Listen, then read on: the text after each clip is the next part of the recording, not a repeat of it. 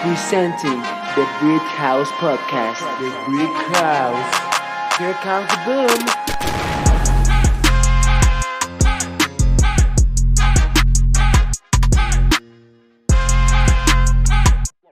What is up, guys? Welcome back to the Brick House Podcast. I'm excited today. Well, it's actually evening now at the time of the recording. I'm excited. Today we are in episode or solo episode number 2, and today I will be talking about, but you'll be listening in about attacking anxiety from panicked and depressed to alive and free by Shawn Johnson. First off, I want to stay part of the reason why I'm reading this, I'm going to go over it and just share some of the points that I read on this. Man, I'm not going to lie. Literally just before recording this episode, I'm having so much, I'm just being authentic, I'm having so much struggle with my mind, and you could call it anxiety, I don't know. But, we're going to grow as people today in this episode, so let's get it. The initial reason for ever even doing this, my youth pastor Jordan was like, "Hey Matthew, I know you got a podcast or whatever." He's like, "Why don't you read this book?"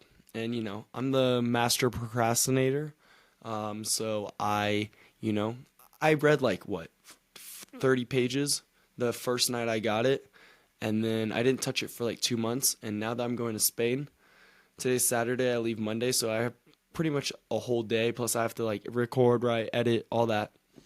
But yeah, basically I just kind of forgot about it. But now that I'm going to be honest, I read this before recording all today, ×2 speed on Audible. So, I'm a little bit of a mess, but we're putting it together. Anyway, I'm excited. This is a great book. I do recommend it, and I'll just share a little bit of what I picked up. In all honesty, I have so much to work on. My parents might even say, I am hypocritical. We're all fallen. We're all wicked. But, this is something that I struggle with, I would say, a lot, and yet I'm the one to be giving this podcast episode. So, be prepared. Have fun. Eat some popcorn if you are engaged. Let's get into this. So, okay, attacking anxiety. Woohoo! It is fun. I should say this in all seriousness, but I say this because I'm having hardship. But we should really be, attacking anxiety and really standing firm on what God has to say. But it feels hard. I'm just say today, this episode is going to be a little harder than usual for me. So, anyway, first off, I'll go through 4 sections, but I might get a little scattered, so hang in there with me. I do have notes. So yeah, let's get into this. So, attacking anxiety. First off, I want to start off with the point. Peace of God. The peace of God transcends all of your understanding. He will guard our hearts and our minds in Christ Jesus. Philippians 4:6-7. All right, so to first attack anxiety, you need to know 3 things. We'll start off with the first thing. You need to know that you are not crazy, which is, you might be like, oh, wow, okay. I can tell you just from short thing real quick. I've been called crazy. I've been called crazy by my family, but the hardest part of it was being calling myself crazy. So, yeah. But you need to remind yourself, or if you were to have happened to click on this episode and you are not a Christian, well, I hope you still learned something too. Because maybe this episode, I think it's good. Actually, I think maybe this is the best episode for you to click on. But yeah, no, you are a child of God, well, for instance, we first need to know what to attack anxiety, what is anxiety, and I want to make this point across that God does not give you the anxiety, which is really frustrating to sometimes think, because when I'm in my upset mood or whatever, I'll be like, God, why did you do this? Why did you allowed this to happen, blah, blah, blah. But that's just all lies, and we'll get into that. But there's really we want to know that those lies come from Satan, not Christ. And so it says in Revelations 12:11. I take this from the book, but it says they triumph over him, which when it's saying that, it means Satan. And there's only two ways: by the blood of the Lamb, and by the word of testimony. So, right, the blood of the Lamb, the shedding of blood of Christ, and Jesus coming down and dying for us, and then the power and our word of testimony. We'll get into that, but it's also this idea, right, to attack anxiety. One of the first things you need to know is that you should be able to run to God. I can tell you when I'm upset, and then after I cool down, I'll feel ashamed sometimes. Actually, a lot of times. So you got to feel confident enough to know, and just realize, even be humble enough to understand that we're all broken. And so we have to approach God. So in Hebrews 4:16 it says, "Let us approach God's throne of grace with confidence, so that we may receive mercy and find grace to help us in our time of need." Which is hard to do. But yeah, let us have confidence. And I think this next point really, a year ago it was really good to hear, and it still is that good, because other than a few things, I've had some amazing miracle, maybe triumphs and maybe a miracle or two, but it's this idea that you do not need to clean yourself to approach God. In no way. God already knows what you're going through, so in no way do you need to clean yourself. God loves you, or he does love you, but he accepts you wholeheartedly. As humans, we're not able to. I believe we aren't able to accept each other fully. But as God, He is able to fully accept us.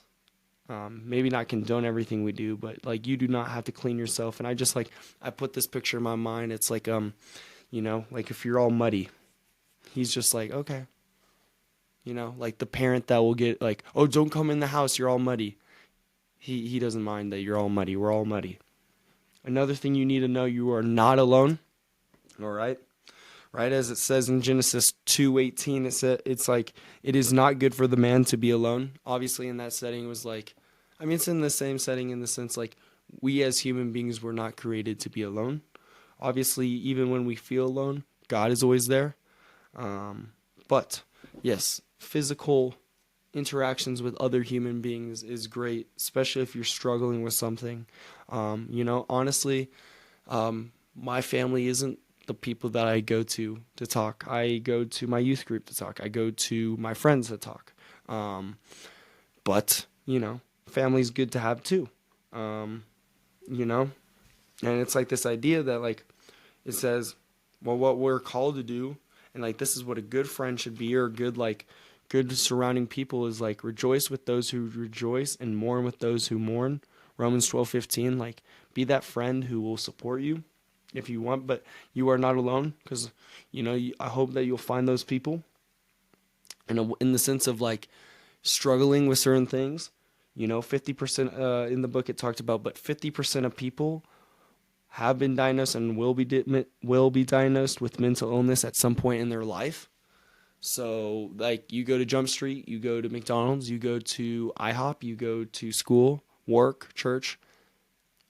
If it's not you, it's the person beside you, and we've all struggled with some form of, I don't like the word mental illness, but it's true, mental illness.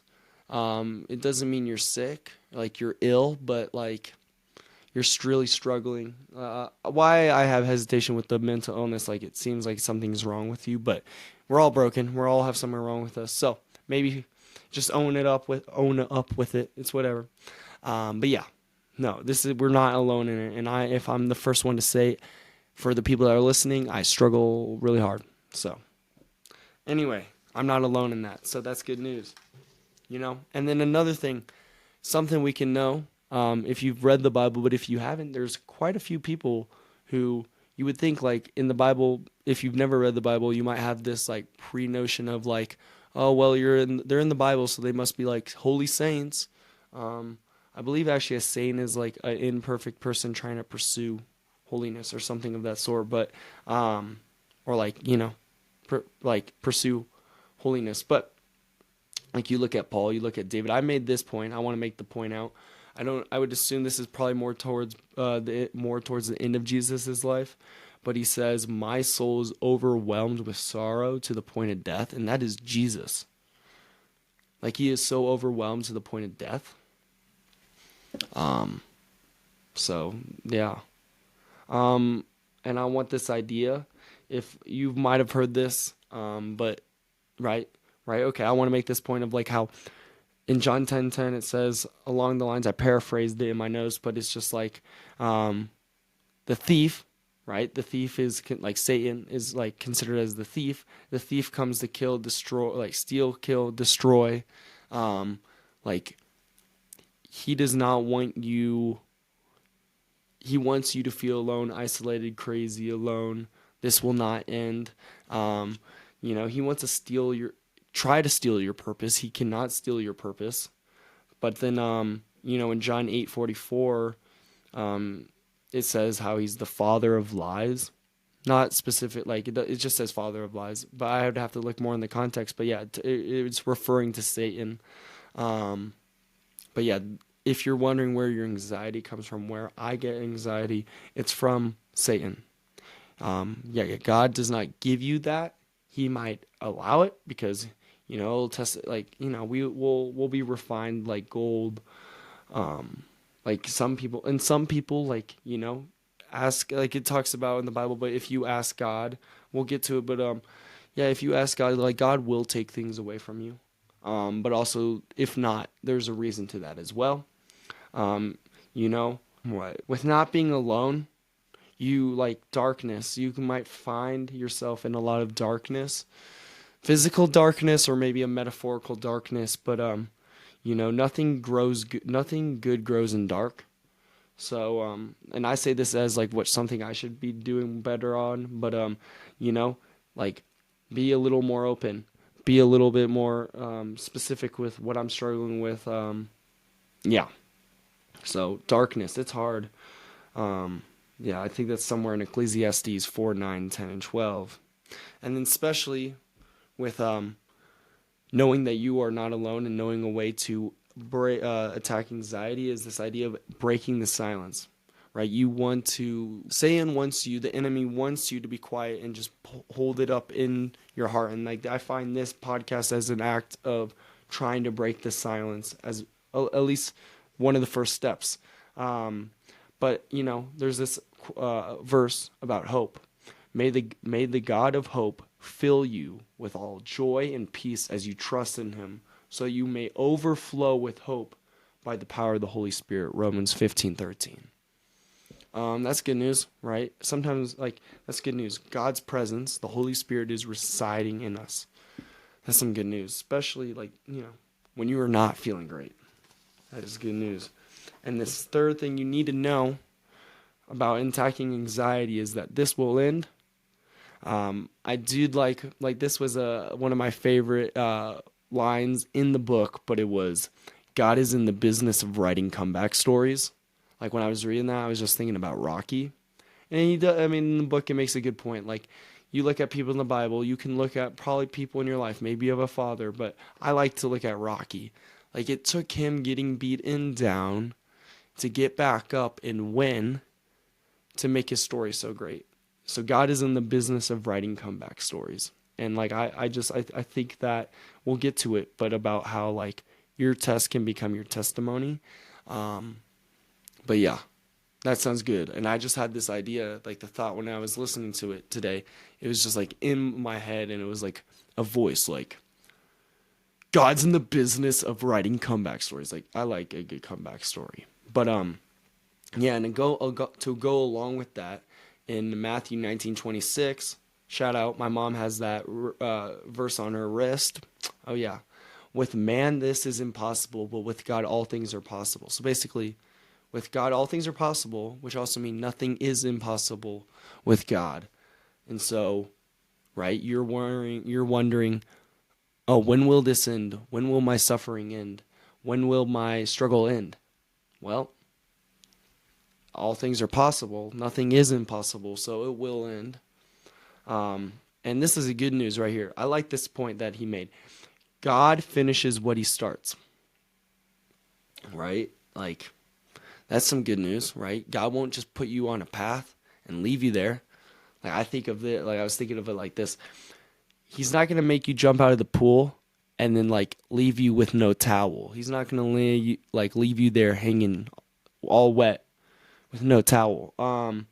But yeah, so this is a verse, Philippians 1:6. It says, being confident on this, that he who began a good work in you will carry it to completion until the day of Christ.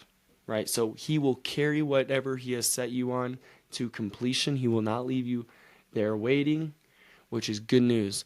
So whatever you're going through, I promise you, you are not left there. You will go full circle. And then it's this idea, right? I wanted to get to this point. I'm excited. Greater the test, greater the testimony. Greater the test, the greater the testimony. And that is true.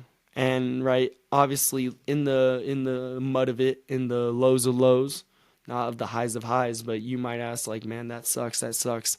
But like, man, like when you get out of that, when you get into the highs, or even just sharing your testimony, sometimes you'll be given a test so that you can be able to share your testimony. There's examples like that in the Bible, like Abraham, Joseph, Moses. Like I like to think of Joseph, like I relate most with Joseph because like, his brothers, he had hardships with his brothers. I have hardships with my brothers, but he's like, it's like, he obviously says the line of like, what you had meant for evil, God had turned it for good, which just is like, sounds so good to me. Like that just makes me happy. Or like that, like that's just good news. Like, and there's examples, and you might know people, I've heard stories, but greater the test, the greater the testimony. And if you're in the test right now, I want to make a point, but and I saw this in a movie, God's Not Dead, but there was a quote that was like, while you're taking a test, what does the tester do? He's silent.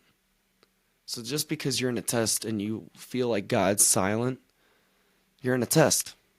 You're taking an exam. You're taking a test. So I don't know. I was kind of funny. And then I want to make this point. I don't even know you my notes for this point. No one is better off with you. I'm kind of going in the order of things through the book. If you've read the book, you would know. But yeah, no one is better without you. Especially for God, with all things are possible through him, no matter how you feel, like I promise you, like he's a game changer. He is a comeback story. Like he is the God of comeback stories. Wherever you think you are, I've never felt suicidal, but I have felt like just wondering, would anyone ever even miss me? Like, is my life even inherently valuable? But I promise you, if it's not now, it's the future people you're going to impress or impact.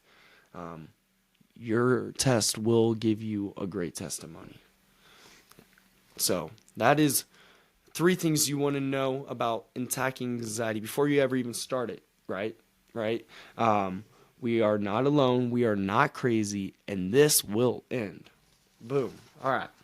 Now, how do you get on fighting anxiety and depression and wild thoughts and I don't know, whatever else? Like there's A, B, C, D, E, F, G, but how do you get to it? Well, you want to fight. First off, you need to know what you are fighting, right? And it talks about it, but it's like this idea of like, and I paraphrased it, but it's like this. It's not the struggle of flesh and against blood, but against spiritual forces of evil in the heavenly realms. I think that's Ephesians 6:12. But it's this idea that like we're up against something much greater than ourselves, and it's kind of weird, like especially if you aren't a Christian or you're like, we get so caught up in our day-to-day life, but like there is an enemy out there, like who doesn't want us to succeed, or like wants us to, because he since he like he was banished from heaven, and like he just has this absolute hatred for humans, Satan. His total purpose is, he can't ultimately defeat God, but his plan is to take us from him. But I want to let you guys know, and this, I have to remind myself this. But Satan cannot destroy your purpose. And like I can look at that like last night, or like just even this past day. Like last night, I had a really hard time, and then this morning, I wake up and I have one of the best mornings ever. And in those moments, I can't think of like, man, in those moments of being triggered or like, freaked out, whatever. All I can think is this is like who I am. This is all I'm ever going to be. I'm destroyed, but your purpose cannot be destroyed by Satan. Because even if you were to fall downhill, what does God do with that? Turns it for good. So stand firm, right? That's a way for fighting.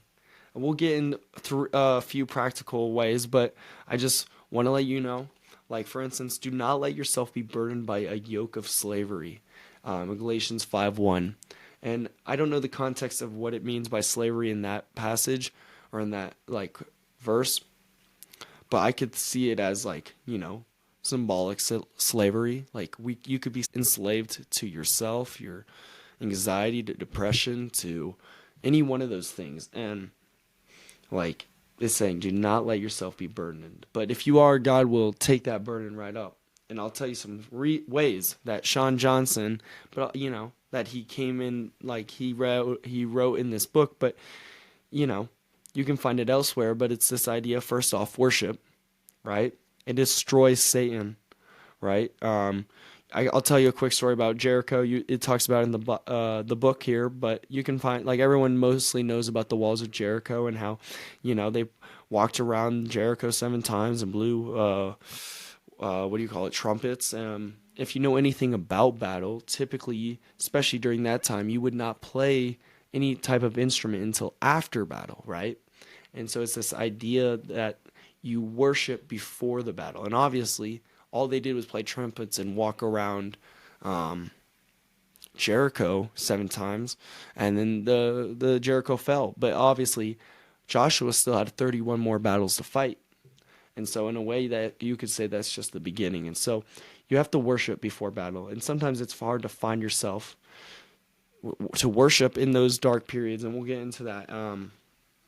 And so this is how I'd say, how do you stand on promises that to say, like, make a truth claim of like, don't be afraid, but you are. So like, for instance, one of my new favorite verses right here, I have it actually on my little stand, but it says 2 Timothy 1-7, for God has not given us a spirit of fear, but of power and of love and of a sound mind. I point at my forehead because I want that. But yeah, a sound mind. That's a truth claim, right? The first line is, for God has not given us a spirit of fear.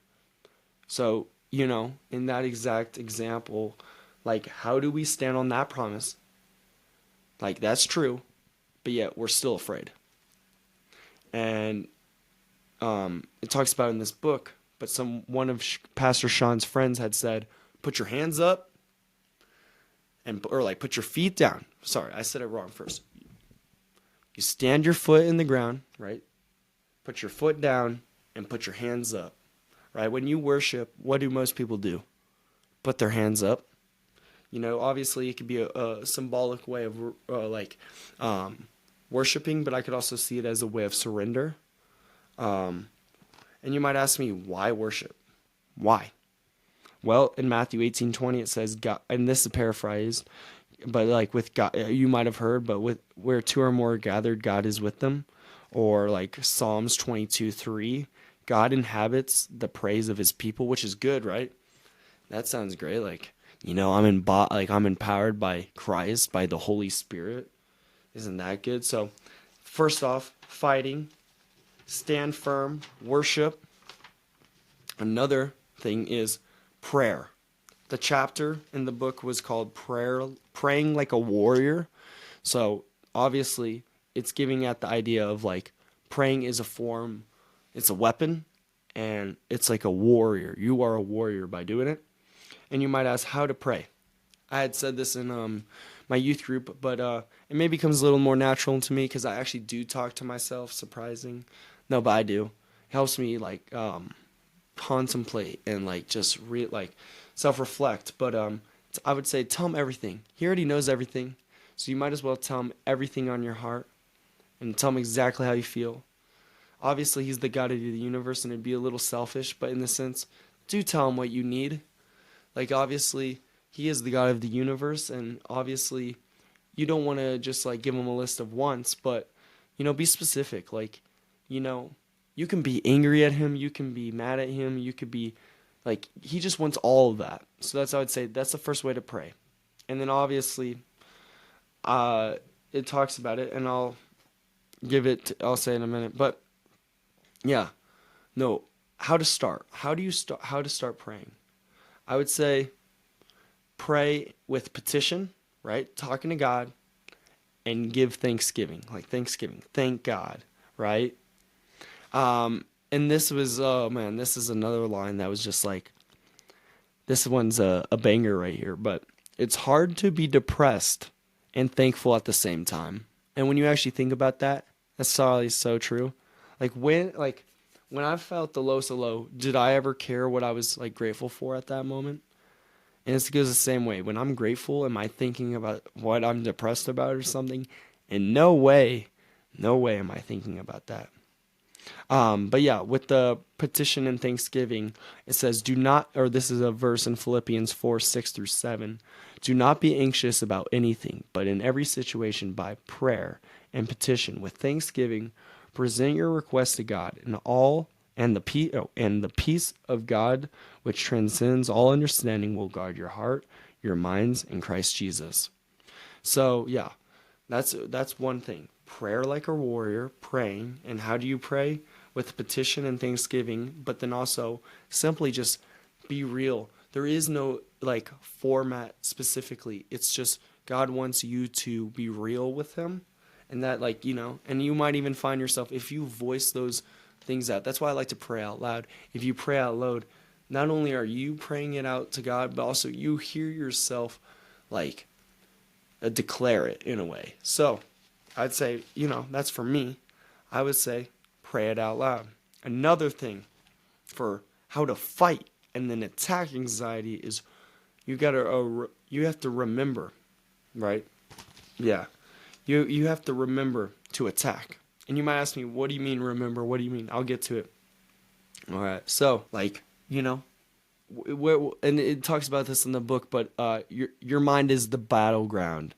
That's where most of your battles are going. And when you really think about it, where is in your mind, where does all that where does all the confusion, all the tension, all the unknown, all the worry, all the anxiousness, all that start? In your mind, right? And it's to fight Satan, we need to remember God's faithfulness. And we have to take every thought captive, 2 Corinthians 10:5, which is, oh my goodness, so hard. But it's just a thought to think about, right? When I first heard that, how do you take every thought captive? Yeah. And then it obviously goes on okay, don't assume the worst. Don't focus on the bad, right? You want to focus on, in Philippians 4, I'll paraphrase it, but focus on what is noble, what is right, pure, lovely, admirable, excellent, praiseworthy. Those are the type of thoughts. Those are the type of things you do want to think about.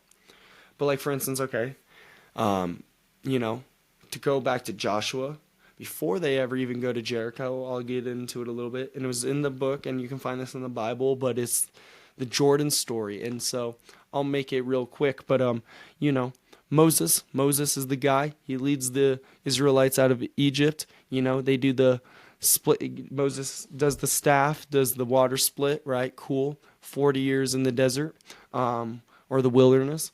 And Moses dies. Right before that, they were going to go to the promised land. And Joshua, right, they end up, Joshua is faced now with the task of leading the Israelites, because he was Moses' apprentice in a way, his student. And so, but yeah, fast forward, he splits the water again to get into the promised land. which was the Jordan River. And then after that, right? Because, okay, I'll tell you this. People were contemplating, the generation that did not see Moses' work during, like Moses' time, they doubted, like, they obviously didn't see it. And so when it came back around, when this generation of Joshua had seen, like, the waters being split again, that miracle, God had told Joshua, one stone for each tribe, like, before they ever even walk into the promised land, like, you like set up these stones as a remembrance. And so there's a semblance to that, like, in our life we have to remember God's faithfulness. And you might ask me, like, Matthew, I'm a new Christian, or like, it seems like only bad things have ever happened to me. Well, you know what I'd say, like, that doesn't mean starting now. I promise you, like, being a Christian will not make your life easier, but you'll be given an additional strength that you didn't have before. Because, like, no matter like how hard last night was for me, or right before recording this episode, even though things haven't changed for me, like my situation has not changed, I get to do this. I get to at least pour into someone else. Like, there's something's being done, even when I don't think it. And so the book had talked about, Shawn Johnson had given this idea of how you should write down, right? And so I challenge you, I had done this, but like three lists. So if you're listening, or if you decide to listen or read the book, Attacking Anxiety, Shawn Johnson had given the idea. So you want to write 3 lists down, right? The first list is, and you'll write a list of it. What has God brought you through? The second one is, what has God promised you? And the third one is, remembering, like, the things that, remember God is going with you. Like, God is going with you. All right, so I'll tell you. So my first, because, I want to be authentic enough to tell you. So I did this. I probably should do some more in depth right away or later, but also there was some immediate, like, obvious answers when I were going through this. But okay, I'll tell you, what has God brought me through? I'll tell you. So I had, like, my youth group knows this, but man, I'm ready to tell you. It's been a while, and I'm really, like, you'll hear it in just a second, but man, the fact that I'm doing this is a miracle. For the longest time, I watched porn, and I really struggled with that. I struggled with that. So that is one thing that God has brought me through. I'll get that on another note, but like that, I struggled with that. My wilderness exploration. If you haven't heard the story, I'd love to do an episode or tell you, but I spent 11 weeks in the Utah desert. That was hard. Like, not necessarily, yeah, it was just hard. So God had brought me through that. I would say moving. This kind of goes with loneliness, but this idea of, like, God has brought me through loneliness. So, like, I can look back and just remember, like, moving a few times, and I just remember how lonely I had been, and just going to a new school every year for 4 years in a row. I just remember the loneliness, and, God has brought me through that. For list 2, what has God promised you? Obviously, in the book, there are countless, like, Shawn had used examples of, like, 20 different examples of, like, truth claims that God had promised about us, but I only wanted to do one, because for time. But it's this, 2 Timothy 1-7, for God has not given us a spirit of fear, but of power and of love and of a sound mind. Like, that is my favorite. That is my truth claim that I want to walk into. And then remember that God is moving with you. And actually, it was weird. It was like, well, yeah, the question was, what is weighing you down? God is going with you. So what is, like, weighing you down to maybe not fully get the extent of God's, like what is holding you from God?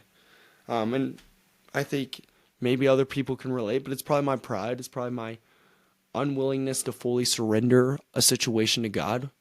Because even for how powerless I feel in a situation, because God is unknown, and, just giving it to him, even though I've seen his goodness, it feels like unknown. So it's almost like, why would I ever even, give it to him? So yeah, so those are my 3 lists. Remember, what has God brought you through? What has God promised you? And remember, God is going with you. I'd encourage you guys to write those lists down. And then the last thing for the fight, how to fight. We've done the knowing. Now we're doing the fighting. But how do you fight it? Anxiety. How do we attack? And this might be a little more obvious. I think we actually made maybe a few. Yeah. Assemble your army, right? Assemble your army. All right. So, right? You can't do a battle alone. Going back to, like, you are not alone. That's true. But also, you do not, like, this is how you want to not be alone. Like, you want to assemble your army, right? You're not going to go into battle alone, right? Be completely honest. Let people in. For the people listening, my family, like, there's definitely a lot of, like, walls that I need to break down. It's hard. But yeah, Shawn Johnson had used the, like, percentage of, like, how you should really, like, most people are willing to tell the 90%, not the 10%. Like, everyone will tell just enough to, oh, I have anxiety, or I struggle with this, but, like, they won't tell that 10%, the last 10%, which they are so ashamed to tell. And I can tell you, when I heard that, I was like, oh, yep, that's me. There's, like, a lot of stuff because I feel embarrassed. I feel ashamed about it, but that's a lie. Obviously, that's something that I'll get better at, God willing. And yeah, being completely honest, I think maybe not a lot of people know, but, like, this is the first step for me. I just have hardship when it comes to anxiety, and I want to open up to that. So that's the first step for me. And then be fully known, like, fully know what you're going through. Don't suffer in silence.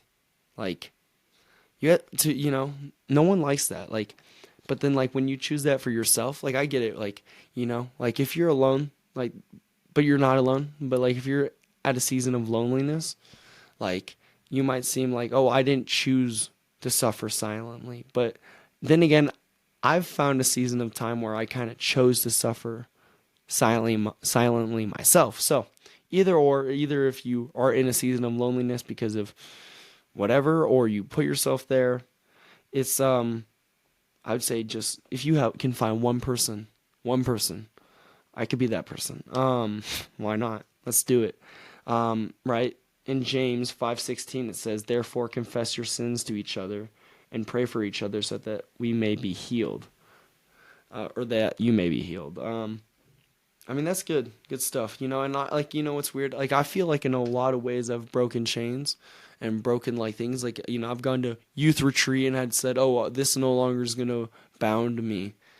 And it still does. But, like, then again, with porn, that is gone.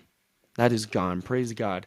For the people that don't know, I heard 1 in 3 teenagers or something like that now do it. I felt a lot of shame about that, and I would think that, like, with what I'm talking about, maybe it doesn't completely make sense, but, like, some of the anxiety I have right now, I'm not completely willing to share, but, like, that's how I felt when I first talked about porn. But as I started, like, talking to people, I got more comfortable with that and will be willing to share with that. But, like, okay, for instance, I haven't seen porn since October 7th last year. And, like, I'll go on to that if you have questions about that or anything. But, like, it's just because, man, I found, like, why I did it? Because I was lonely. But, yeah, I don't know. And, like, I felt like that's, like, I don't know.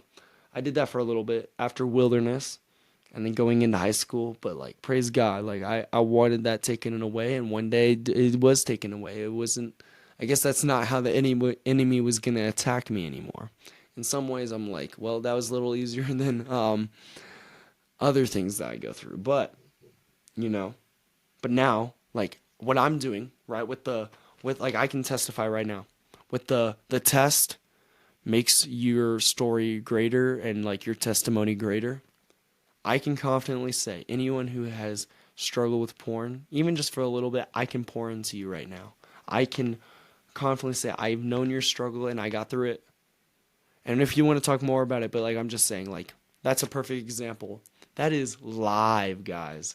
That is live example right there. Perfect example, right? See? You want to enlist You want to enlist the right people, right? If we're going in battle, we want to enlist the right people and share that 10%. Confess unto people.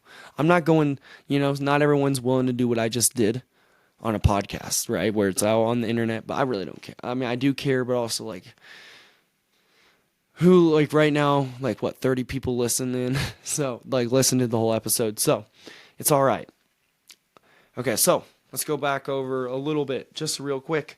How do you attack, or how do you fight anxiety? You worship, you pray with petition and thanksgiving. You remember to attack, and you assemble an army. Enlist the right people. And the next section is what to stop to do. Now that you know certain things, you know how to fight, what are some things you need to stop, right? And these are all points from the book, just so you know. Stop pretending you're okay. And I'm trying right here, right now, live audience, right? But stop pretending you're okay. I'm going to say, and even if you were on your best okay, I'm not okay. We're not all okay, which is good, in the sense of, no matter how good you are, you're still not okay, because we're broken and fallen, and there's always something going on, it seems like. But yeah, I'll, for the live feed, guys, I am not okay, but I am so happy, though, most days I'm still able to see God's goodness. And you might say, Matthew, man, you seem like this guy who's just always happy. And you know what? I think that's because most times God is I'm so glad that God gives me that personality. I'm so glad that God has given me that charisma, or maybe just the happiness. Because I do not, this is a little unusual. I do not want to typically be seen as pessimistic and just downviewed, but it's good to talk about this. And it's not pessimistic to talk about this, but, it might seem a little out of my sort than usual, but that's all right. So stop pretending you're okay. What not to do, okay? And this might, you might, after hearing this point, you might be like, yeah, that was me. Rock bottom, right? Rock bottom might be when you realize, oh, shoot, I need to change. I didn't like when they made this point, but necessary ending. My mom likes to say, Matthew, you do what you do sometimes because you like it. You found yourself in a pattern. I would like to comment on that. I don't like certain things I struggle with, certain triggers or anything of that sort. I don't like to do that, but I'll tell you this. And there's a scientific, more neurological, but you tend to do habits. Your brain makes neural pathways, and you find yourself doing those things because you've done them over and over and over, right? That's why an addiction is hard to break. But it's this idea, necessary ending. God will bring you sometimes to a necessary ending. Maybe it's a little bit of a forceful push, but yeah, rock bottom might be when you realize, oh shoot, I need to change. And also, if you haven't hit rock bottom, you do not have to hit rock bottom to change. But this is sometimes that's how you just stop pretending. I would even, and no matter how authentic you are, I like to think that I'm pretty authentic, but yeah, I still pretend. Man, okay. So this was in the book, another great line. Even it's just I'm finding so much good lines in this. It's gonna make me seem like I'm smart, but I didn't do any of the work. A single grain. So John 12:24. A single grain of wheat will never be more than a single grain of wheat, unless it drops down into the ground and dies, because then it sprouts and it produces a great harvest of wheat. All because one grain died. In that hardship, in the necessary ending, in the rock bottom, you might have to change. And it's hard, because sometimes it feels better to stay where you are, because not necessarily mom or dad, or if you're listening, it's not because you want to stay where you are, but it's also because it feels a little bit comfortable. It feels comfortable. But yeah, sometimes it takes one person, and I think it says it somewhere else, but to die to yourself, and pick up your cross or something like that. Mark 8:34, or yeah, something like that. But yeah, and I like the example. But yeah, one grain died, right? He was willing, he had died, the grain had died for something so beautiful to happen, right? Wheat, we love wheat, bread, yum. But yeah, it's this idea like you might have to go through a little bit of pain, but some beautiful harvest is gonna be the result of it. So stop pretending you're okay. Holding on to unforgiveness, which, man, that might be the hardest one that we've talked about the whole time. Just maybe, for me at least. We all have past pain. It made a point of that in the book, but yeah, we all have past pain. No matter who you are, we have all had past pain. That's, you want to talk about like how to make friends. I mean, I know it'd be a little unusual, but you could be like, you want to talk about pain? Because that's something when people say, oh, we have nothing in common, we do. We all have past pain. We need to forgive, and I say this as just like something that's like, a necessary step, but we're all on different journeys, and I'm not going to tell you, I've been struggling with my brothers the past 3 years. You think that, like, if I could truly forgive them at my own pace so far, I would have tried, I would have liked to, but like I say this is like, like it's something I'm trying to do, and like obviously, like I'm going to get to like how like you should, and there's a difference of forgiveness and fellowship, which I think is something like my dad has been trying to get me to do for a long time. But, just because you aren't there yet doesn't mean you can't. And I say this because I know that's what I would say to myself. Keep holding on, Matthew. And, well, let's get into this. There's a difference between fellowship or forgiveness and fellowship. God calls us to forgive our enemies, and which is like so hard. I don't know, like, I saw this video of like true forgiveness and love and compassion, and I just like can't imagine like how you get to that. I mean, obviously, he probably was so angry deep down inside, but yet he was still able to say it. But yeah, no, if you look on YouTube, you can find a video of a man forgiving a murderer who had murdered his daughter. Like that is some crazy forgiveness. So there's a difference of forgiveness and then fellowship. God calls us to forgive all, but do you, like, if someone's not open to coincide with you or be like in fellowship with you, you do not have to be bestie friends and BFFs and all that. No. So there's a difference of forgiveness and fellowship. And like, I wrote a little bit, what do you call it? Abbreviated it, but like Shawn Johnson gives 5 steps to like give forgiveness. It's like something along the lines of accepting, praying, letting go. You want to have intent to forgive and work to resolve. That's the last point I'll say. To start forgiving, and this is something I struggle with, but like you want to have to actually intend to forgive. So yeah, that's hard. Another thing to do is stop performing for the critics. Man, like that's crazy. Like, for the longest time, I would say I found myself like trying to be a little bit loud and obnoxious, like so people could like me. But I've realized now this year, like, man, the people that will like you for, like, they don't mind, like, the people that might think you're too much for them or you're too little for them, the right people will think you're just perfect, like, you're you for who you are. But yeah, there's a difference of performing and perfected. And it's also just like, who are we getting our worth from, right? We don't want to get our worth from critics, right? And I'll give you an analogy that I thought was an amazing analogy that was in the book. But yeah, where are we getting our worth from? Are we getting from the critics or from God? Because perfected is, getting your worth from the Creator. Even though we're not perfect, we are perfected and perfect in the eyes of the Lord. Like we were actually created perfect, but yet since we separated us through sin, but we're still perfect and we're promised perfection someday in heaven. But yeah, there's a difference of acting for others, which is performing, versus being perfected because of God.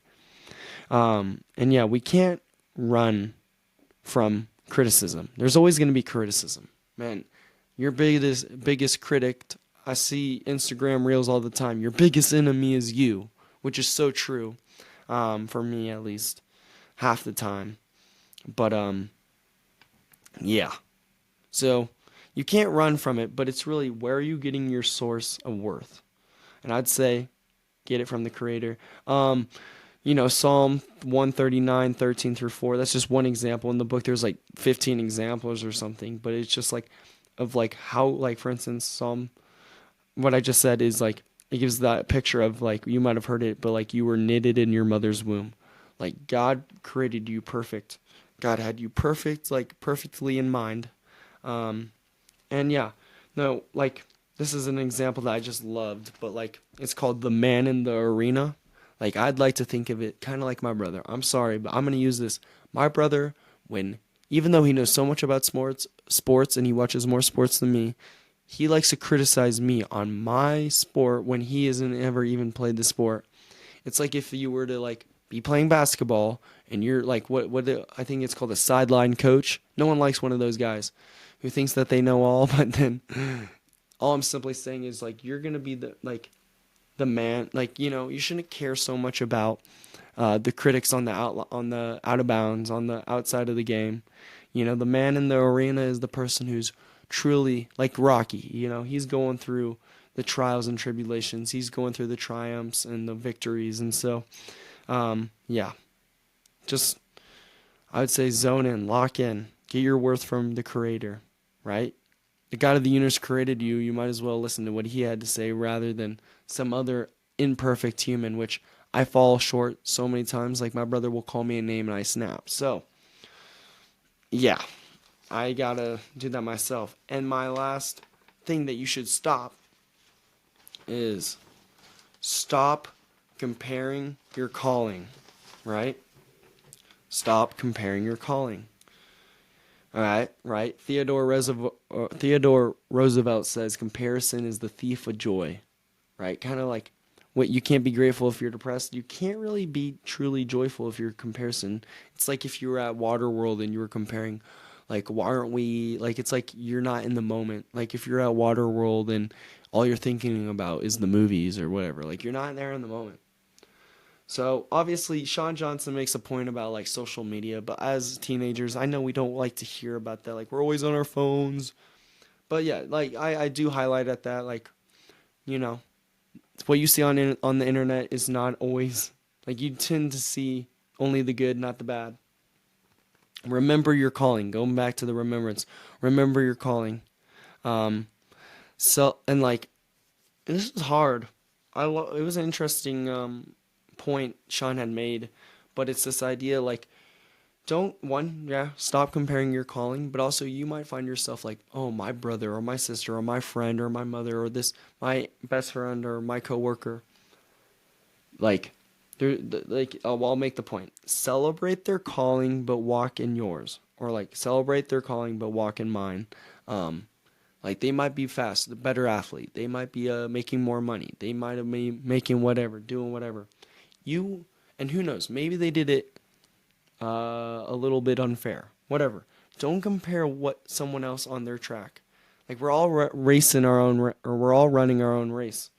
And just because you're not exactly where they are, who knows? Your race might be a little bit different. But yeah, you can still celebrate someone else. Like, man, good job, good job, and you can still be celebrating their calling while you're walking in yours. And then to stop comparing your calling, guard your heart, right?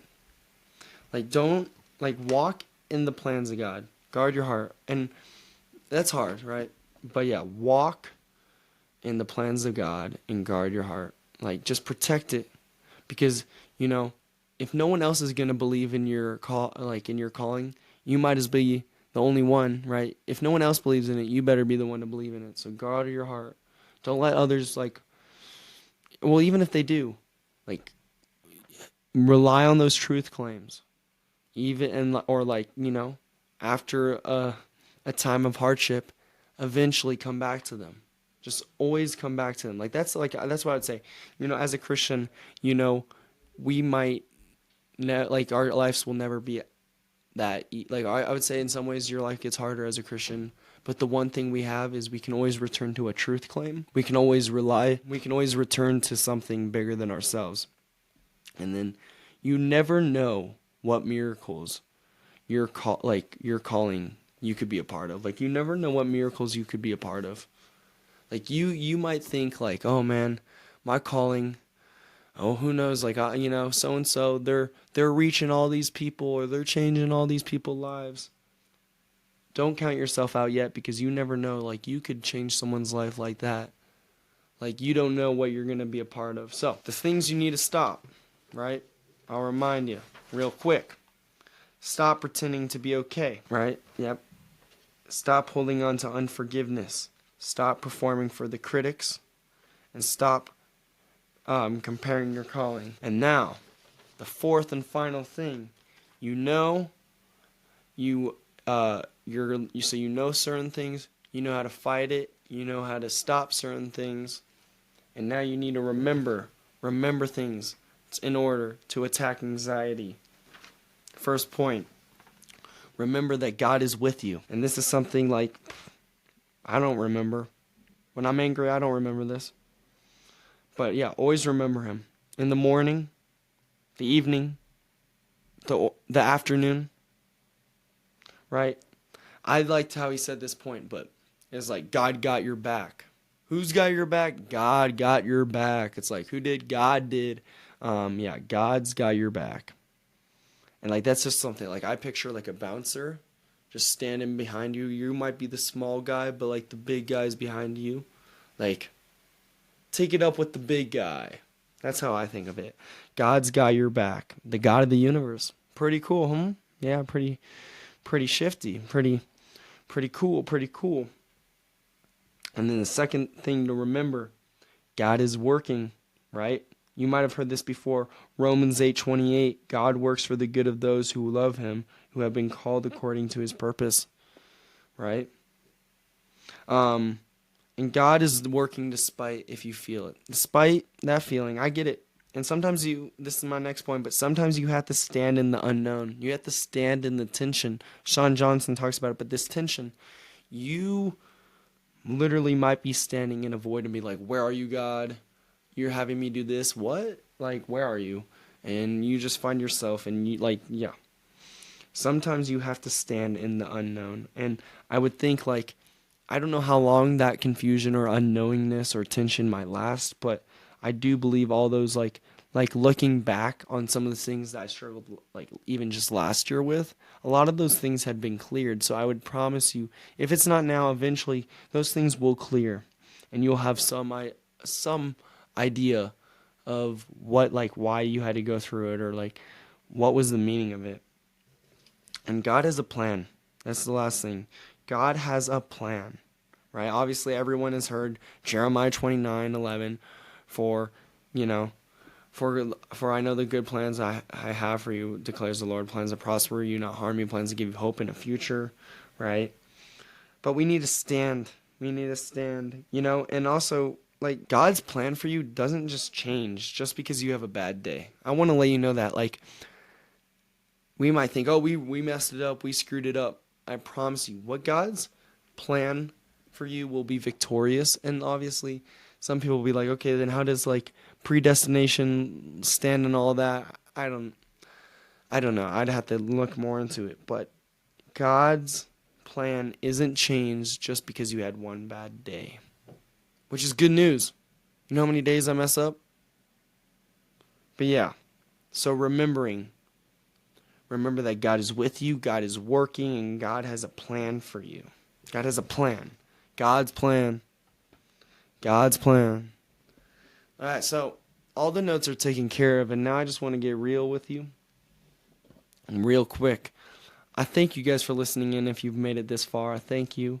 I'm doing this, like, it's a little, you might can tell that I'm a little like different in recording, because this is my second episode or of this recording with a camera. So I don't know, maybe it's a little different when I have a camera on me. I might record a little different.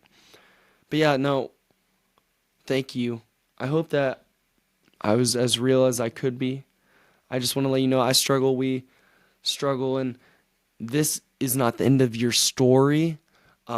I highly encourage getting this book, and maybe I didn't like bring enough enthusiasm and bring enough conviction, but if I can end it with this conviction, then I think I can at least say I took the conviction at least a little bit. Like, I'd have to go. I mean, even just reading the conclusion of this, like typically you find what the most of the book is and the conclusion. Read the conclusion at least. But yeah, I should have done that. But like, you are not left where you are. It's never too late to start now. You are not crazy. You are not alone. This is not the end, right? Yeah, right. You are not crazy. You are not alone. This will end. This will end, right? Use worship as a weapon. Prayer like a warrior. Remember to attack back. Assemble an army. Don't pretend to be okay. Just be okay with not being okay. Stop holding on to unforgiveness. At least acknowledge that. Stop worrying about the critics. Stop performing for the critics. Stop comparing your calling. God is with you. God is working, and God has a plan for you. Man, if anything, I hope that something you got out of this, guys. I love you guys. Like, I just pray that you might have already can tell, but I'm a weird guy. I'm a cool guy in the same way. My weirdest things about me, what just makes me cool, obviously. But yeah, no, thank you guys. Shawn, if you're listening, because Jordan said he'd give you a shout out. I hope that I could have represented your book as best as I could. But yeah, I don't know. I'd love to maybe get you on the podcast sometime. I know you're busy, but I don't know. I just know I got a lot of stuff to work on too. I'm not perfect, and for whatever reason, guys, I just want to let you guys know it was hard for me to record this. But I'm trying, and I'm right here along with you guys. I love you guys. Have an amazing week. I'll see you guys soon. Love you guys. I know I dragged that on a little too long. Love you guys. Thank you guys for listening to the Brick House Podcast. Love you guys. Bye.